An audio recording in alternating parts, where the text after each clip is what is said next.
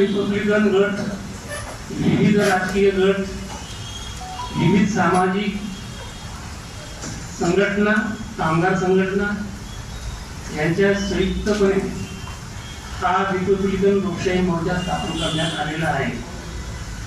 हेतू हा होता की अनेक गठबंधन होतात, परंतु त्यामुळे सामान्य माणसाला न्याय मिळालेला नाही।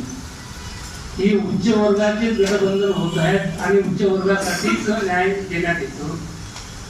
सामान्य शेतकरी असो, सामान्य मजदूर असो, सामान्य कामगार असो,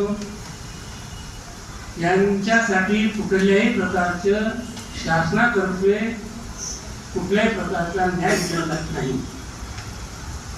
शिक्षणाच्या बाबतीत असो, आरोग्याच्या बाबतीत असो, स्कॉलरशिप असो, मुलांच्या रोजगार असो, या बाबतीत सरकार उदासीन आहे। दररोज नवे प्रकरण काढून लक्ष तिकडे वळवल्या जात आहेत, मुख्य बाजूला जातात आणि आपला जो 80% जो समाज आहे हा विविध गटामध्ये विभागलेला आहे।